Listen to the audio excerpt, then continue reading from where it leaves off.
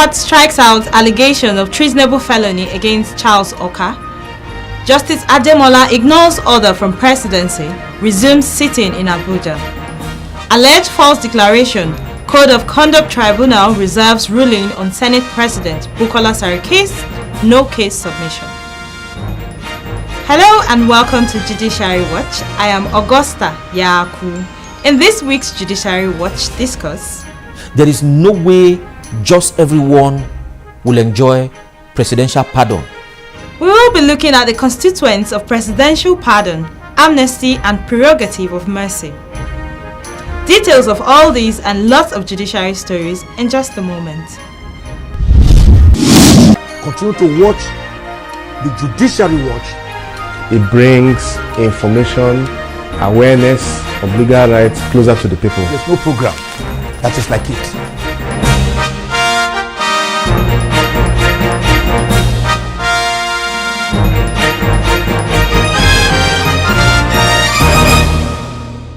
Justice Gabriel Kolawole of the Federal High Court has struck out one of the charges indicting Charles Oka and his accomplice Obi Nwabueze. Oka and Nwabueze are linked with the March 15, 2010 bomb blast at the Amnesty Dialogue in Warri, Delta State, and the October 1, 2010 Independent Anniversary in Abuja. We have two different charges. One was on terrorism. The other, we just wanted to concentrate on the first one. We can't pursue two routes at the same time. And that was why we concentrated our witnesses on the first one of terrorism first. And all our witnesses related to this. But it does appear as if we have not started that of the treason. It's left for the Attorney General. That doesn't mean that we cannot come back to that. The court has been able to,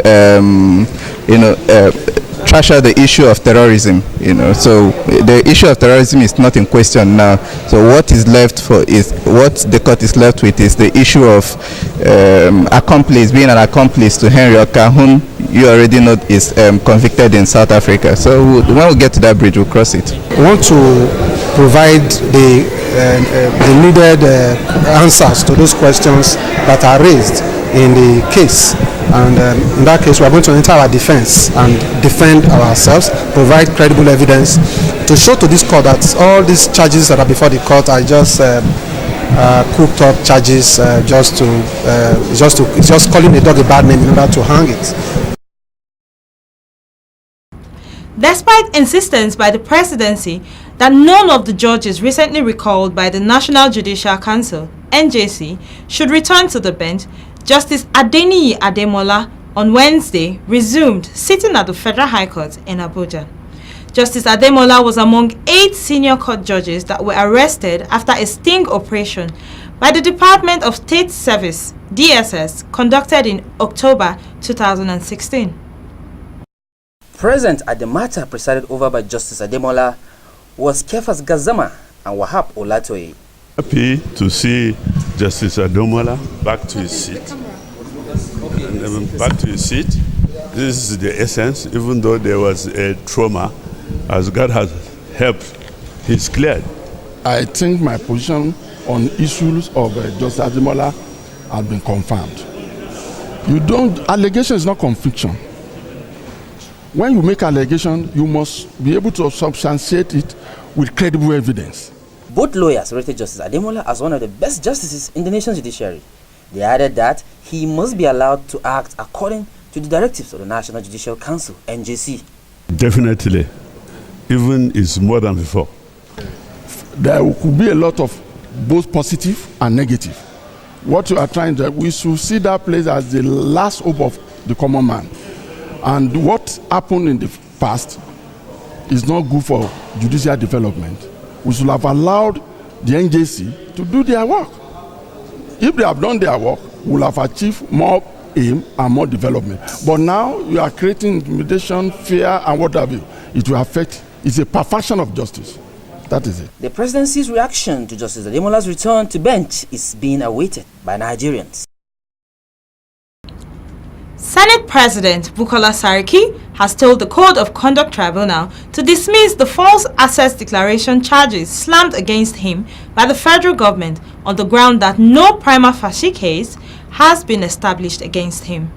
Saraki told the tribunal sitting on Thursday that from the 18-count charges and the totality of evidence brought by prosecution, he had not been linked in any way to the said allegations.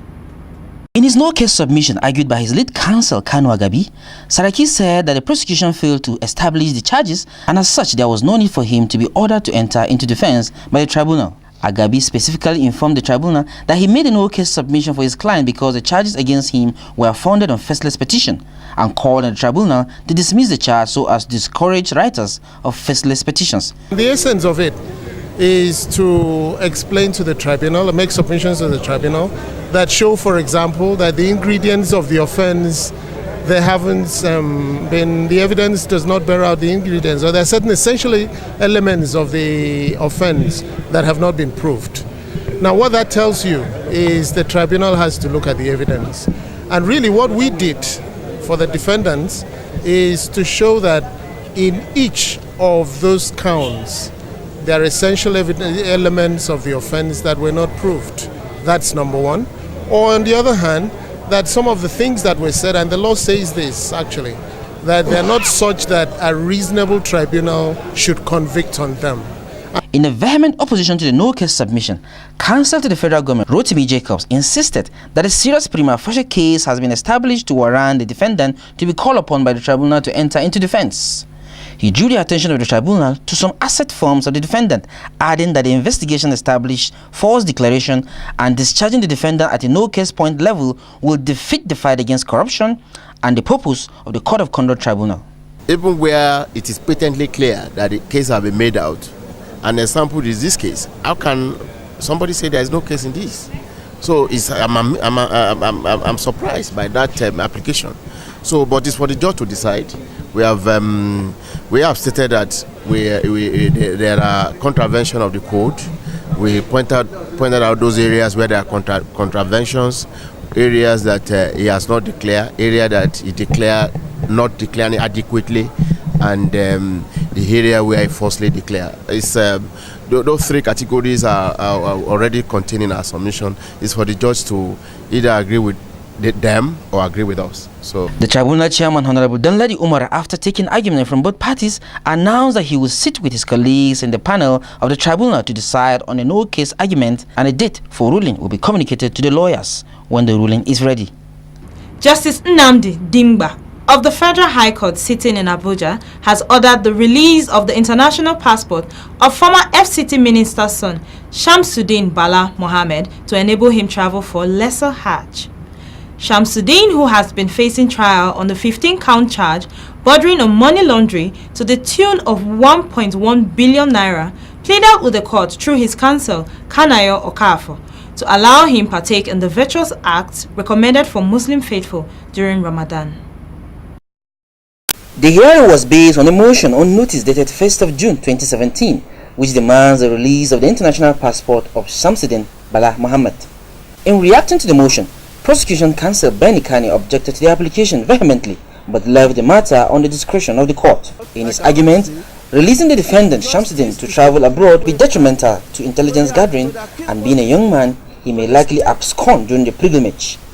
But defense counsel who objected pleaded the court to consider the application since it revolves around religious obligation.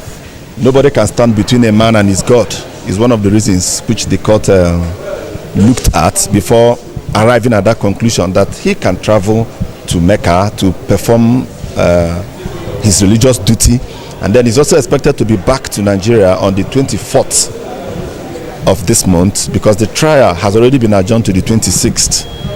So that is the ruling of the court for today's proceedings. For prosecution counsel, religion is practiced within one's capacity, and suspension of trial can only come on held grounds. Actually, as a matter of fact, we are worried because we are set for trial, and at the last adjournment they were amended our charge, and we are very set. And the issue of traveling for pilgrimage. I know it is a religious duty, but at a certain issues that you must observe. This is not the first and it's not the last. And as a matter of fact, we are worried because from our intelligence gathering, a lot of people have resorted to putting delay on this trial, especially on corruption trials and money laundering. Justice Dingba assured the prosecution not to worry, since the court granted the application on stringent conditions, which includes the defendant providing a current member of the National Assembly with verifiable identity, as well as returning the passport within 24 hours upon his return from Hajj on the 24th of June 2017. You are watching Judiciary Watch on the Preferred People Station. More reports after the break.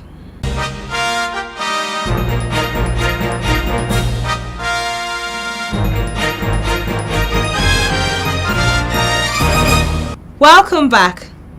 Justice Gabriel Kolawole of the Federal High Court sitting in Abuja has fixed the 4th of July 2017 to deliver a ruling on the application of a no-case submission filed by ex-Senate leader Ali Ndume, who has been facing trial since 2011 for allegedly being in close contact with the terrorist group Boko Haram. At the resumed trial on Tuesday, Prosecution counsel, who argued on point of law, objected to Ndume's no-case submission, stating that at the stage of no-case submission, the court, as the umpire, is called upon to say whether a prima facie case has been charged against the defense. Also, defense must completely discredit the evidence brought by prosecution.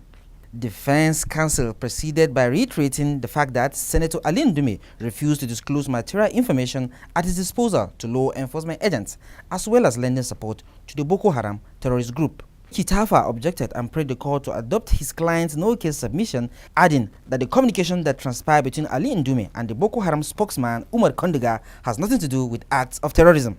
We've took the application for the no-case submission on the basis that so far the evidence laid on behalf of the prosecution is not sufficient to call upon the defendant to lead evidence in defense of the charge. That's the summary of it. The matter has been adjourned to the 4th of July. I think we better give the opportunity to the court to make a decision on that point before we can say any other part. Justice Kolawole, after listening to arguments from counsels, fixed the 4th of June to rule on the matter. Trial of ex-aviation minister Femi Fani-Kayode was stalled today at the Federal High Court in Abuja due to the absence of defense counsel. Fani-Kayode is facing a 17-count charge bordering on money laundering to the tune of 4.9 billion naira filed against him by the Economic and Financial Crimes Commission. The trial, which was meant to focus on the cross-examination of the witness, has to be adjourned to July 7, 2017 to allow defense counsel complete his medicals. According to prosecution counsel Johnson Ojogbane, the set date is recorded by the court as the last adjourned date. What happened this morning was the matter was meant for cross-examination of PW1, which we took at the last date. But before today, the learned counsel for the defense, the Senior Advocate of Nigeria, wrote a letter intimating us of his ill health and the fact that he was traveling abroad for medical treatment. So that letter was submitted to court and was the lawyer who came informed the court, and we considered to the adjournment on the basis of his ill health. Everybody is subject to ill health at one point or the other, and but we made the court to understand that this should be the last adjournment. It should be on record. They will be asking in order to cross-examine this witness. Our witness is a serving police officer, and we need him to be released so he can continue his assignment uninterrupted. So we have adjourned to the 7th of July for cross-examination of PW1. That's what. If you're just joining us, this is Judiciary Watch, and moving on is today's Judiciary Watch Discuss.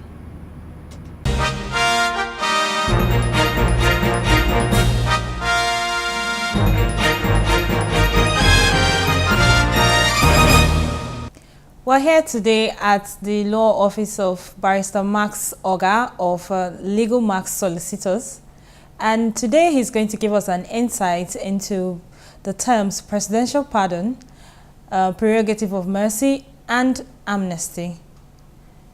Barrister Max OGAH, it's a pleasure to have you on this episode of Judiciary Watch. It is my pleasure. Thanks for having me.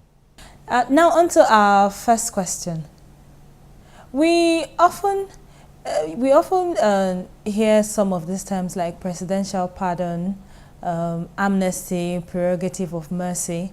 But I know the common man out there doesn't really know what this means and doesn't know that these are opportunities that avail to them, you know, in any circumstance of criminal prosecution. Could you throw light into these legal terms as to what they mean? Oh, okay, we start with presidential pardon. Like the name implies, that is pardon, forgiveness, that comes at the instance of the president. A man commits an offense, he gets convicted by a court, he serves his imprisonment term. The law says for a period of 10 years, such a man should not hold a public office. But where a pardon comes, maybe 6 months after the person completes his imprisonment term, if such a pardon comes from the president, the person can still hold an office. Case in point, the government of the Federal Republic of Nigeria, under the presidency of Dr.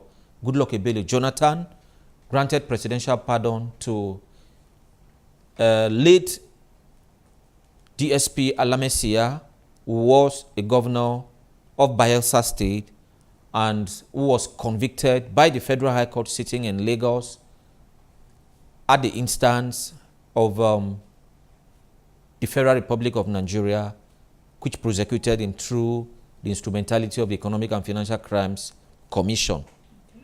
Then for amnesty, amnesty is a pardon that precedes conviction. Someone who is involved in what is considered or what amounts to a crime gets forgiven upon the fulfillment of certain conditions.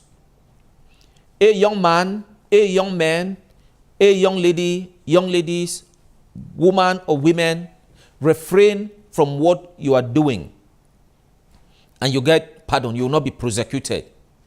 Case in point, the presidency of Goodluck Jonathan, Umar Yar'Adua, granted amnesty to militants from the Niger Delta. They were asked, to drop their arms and accept to be trained by the federal government of Nigeria in different areas of life. They did that and they were forgiven. No one prosecuted any one of them. That's where the training for ex-militants came in. Some of them trained, within the country, some others trained offshore. Now for amnesty, it is not restricted to the president. You are aware that Governor Wike granted amnesty to certain indigents of Rivers State who had arms and ammunition in their possession. He said, look, give up these arms, surrender them, and we'll forgive you. You will not be prosecuted. Exactly that was done. The government of Benue State, under the governorship of Samuel Otom, also did the same thing. Young men and women surrendered the arms and ammunition at their possession, and they were forgiven by the state government. For anyone who complied with this order or directive, there will not be prosecution. Then you go to prerogative of mercy. Yes, for prerogative of mercy, the president can exercise it. The governors of our states, we have 36 of them, they can also exercise such power. This is where someone who has been convicted for an offense, who is serving an imprisonment term, is forgiven either by the president or the governor. Even the chief judges of our states do it. During Easter, during Muslim, Salah, and during Independence Day celebration and all of that, when our governors visit the prisons, when our chief judges visit the prisons, they forgive certain categories of convicts. Right? A man who is on a death row can be forgiven, and that death sentence commuted to a life imprisonment. A man who is serving a 10-year jail term or who ought to serve a 10-year jail term can, after 2 years, if it is shown that he is of good behavior, he can be forgiven by the chief judge of a state, by the governor of a state, or the president.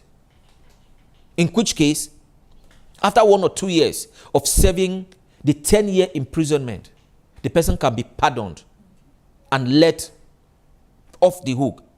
But there's a common denominator here. And that common denominator is forgiveness, pardon. Whether it is presidential pardon, the bottom line is that the person is forgiven. Whether it is amnesty, the bottom line is that the person is forgiven. Whether it is prerogative of mercy, the bottom line is that the person is forgiven. So, sir, from what you've just said now, particularly amnesty, especially you mentioned the Rivers State government and Benue State government granting amnesty to supposed criminals or suspected criminals, like you rightly said.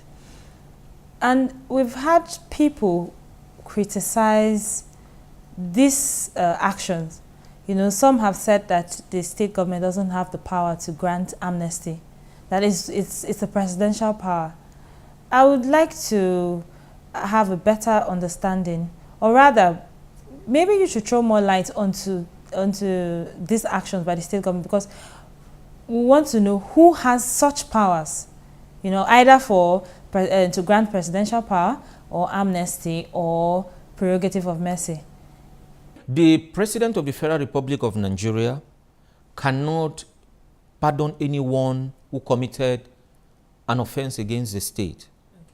Right? Yeah. Now, stealing, as we know it in the South, or theft, as we know it in the North, are state offenses. There are state offenses. They are not federal offenses. Treason, currency counterfeiting, importation of contraband goods are federal offenses. So anyone involved in that, right, can be forgiven by the president. A state governor cannot forgive for drug counterfeiting or currency counterfeiting or arms running. Right? It is only the president that can grant amnesty for that.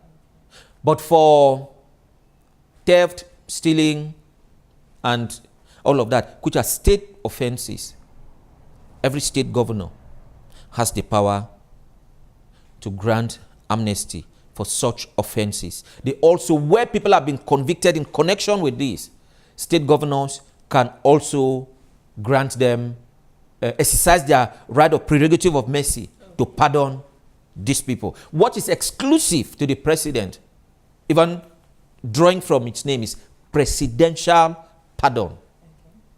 No governor can exercise. It is not governorship pardon. It is presidential pardon. For amnesty and prerogative of mercy, they are not exclusive to the president. State governors can do that. Even as a mother, you can do it in your home. Yes, you say to a member of your home, oh, look, if you stop doing this, I won't report you to daddy. I will forgive you. That's amnesty. A local government chairman can do that. Oh, this community, you moved against the other community, both of you in this local government. Just return what you took from each other, and you'll be forgiven. We won't push this case further, won't push it to the level of prosecution. That's amnesty. Well, thank you very much for that. On to our next question, is the last but not the least. Can you tell us, in your opinion, do you think that these powers have been used according to the rule of law in the Nigerian justice system? Because we often hear some people, say that it's only friends of the government that have been able to benefit, from such powers. And the common man, is not really availed this opportunity. In fact, most of them don't even know about it. God said David was a man after his heart. And God's word says he showed mercy to whom he showed mercy. There is no way just everyone will enjoy presidential pardon. Yeah, there is no way just everyone will enjoy prerogative of mercy. You know, somebody must talk to somebody, sad as it is, but that's the reality. Now, under the presidency of Olusegun Obasanjo, his own cousin or nephew or something, but a close relative of his, Makanjuola, who was a staff of the Ministry of Defense, enjoyed, the powers of the Attorney General to enter a nollie. A nollie was entered by the Attorney General of the Federation, then Kanu Godwin Agabi, SAN, who terminated the prosecution of Makanjuola. Yet others who were standing trial with him were prosecuted to the end and convicted. Oh, sure. But Makanjuola was let off the hook. Like I said, he was a relative of the president. And of course, it would have been unheard of for Goodluck Jonathan to sit as the president of Nigeria and refuse to pardon the man who was his principal as governor of Bayelsa while he was the deputy governor, talking of Alamesia. And all of that. These things happen. If I'm sitting as a governor of Cross River and a friend or a relative of mine is involved in what offends the law, nothing stops me from exercising my powers to grant amnesty to that person so the person can turn a new leaf. So it is not everybody who can access these windows of pardon. It is hard to say, but that's the truth. It's been an insightful moment having this discussion with you today. It's an honor to have you on this episode of Judiciary Watch. Thank you very much. I hope you out there have gotten a thing or two from this discourse today. This is just the size of it. Keep a date with us on other issues on Judiciary Watch.